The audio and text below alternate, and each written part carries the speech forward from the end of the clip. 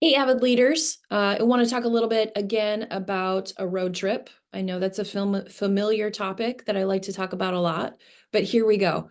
My sister lives in Port Angeles, and a lot of times when I go and visit her, I will take Highway 101 that kind of goes through Shelton and winds.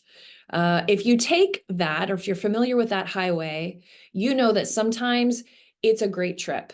If the sun is shining and there's nobody on the road, it's fun. It's kind of zippy. You're going around corners. It's absolutely beautiful. You also know that there are times that you get caught behind someone, or maybe it's rainy and you're not quite sure what's going to be around the next bend. It can be a little bit scary also, right? That's in some respects what Avid can feel like, right? Either kind of this sunny piece where I know where I'm going, the sun is shining, visibility is clear, or visibility is not clear. And there are things that are kind of in our way, there are obstacles and not a lot of direction. And so my hope is to take us on the clearer, prettier version of that journey, of that Avid journey, so that you can start to think very clearly about that 25-26 school year and some of the things, the strategies that we want to implement as a system. So I'm going to show you what's next by sharing my screen here. So here are the next couple of steps. So to start, I'm going to be sending, after you receive this video or even linked to this email, a January survey. The survey is going to ask you what you think your students' needs are, and it might be based on observation, but it's hopefully also based on things that you're seeing as far as attendance, maybe some academic pieces, engagement, all of those things wrapped together. And at the bottom of the survey, then you're going to be identifying some collaborative strategies. What are some things that you would like to see implemented in your building or across Avid buildings as a result of the needs that you are seeing? And then we're going to take that information, and in February, we're going to get together.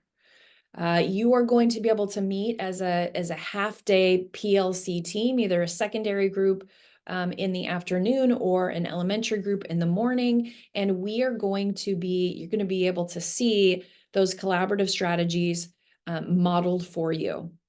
And then you're going to have an opportunity to then plan out what your adult building professional development is going to look like, thinking about that front load, immerse, debrief, and apply process. And then in February, March, you're going to be delivering that PD to your staff, and you are going to be asking them to try out that strategy or a couple of strategies in their classroom with their students. Now, if you're in a building where you already have the culture of walking into classrooms, that would be a great opportunity to go in and to be able to identify what are the snapshots of engagement, or what is the evidence of student engagement as a result of the strategy that we're trying out, okay?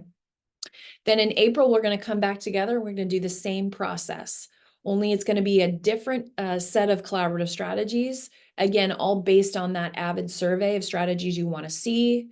And you're going to be able to see those modeled for you and have the opportunity to, again, plan out your building PD using the front load, immerse, debrief, and apply process. In April, you'll also get an opportunity to kind of be thinking about that 2025-26 school year and what you might want your school to start to implement as a building, okay? That's percolating in your mind at that point. You then, end of April, kind of beginning of May, you're going to be delivering that PD, and your staff is going to be trying the collaborative strategy or strategies in the classroom.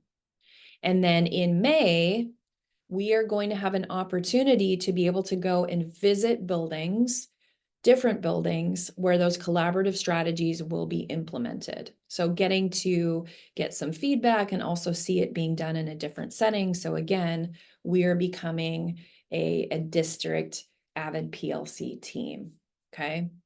So that is the process, so that when we come back together as a team, we're able to really identify what were the strategies that we saw that were most effective, and what do we want to identify are the collaborative strategies that we are going to do as a system in the 25-26 school year, keeping in mind that there's still going to be some organizational strategies that we implement as well, okay?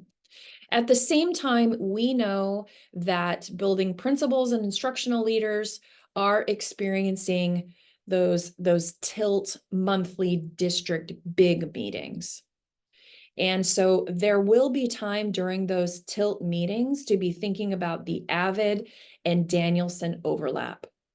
And if you've done a residency, you can be thinking about all of those overlaps, right? So how am I going to take the culturally responsive planning questions, and how is that and the AVID strategies, how do those things go together?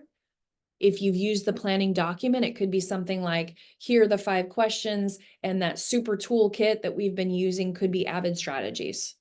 Okay, so you'll have an opportunity to, again, be thinking about how all of those things align. Because I'm going to share a different screen.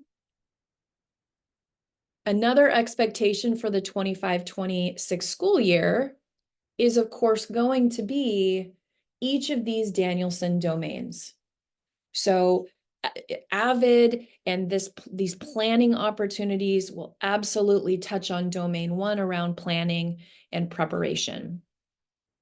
If you are implementing these AVID strategies and the culturally responsive planning questions, then you absolutely will be thinking about domain 2, which is your learning environment. If you are implementing these planning strategies with collaboration and some organizational pieces, then you are absolutely thinking intentionally about the learning experiences that your students are going to have. Because again, remember, we're looking for what are those snapshots of engagement? What is the most impactful of these strategies? And finally, you absolutely will be addressing these principled teaching pieces around domain 4 because you are going to be engaging in reflective practice, right?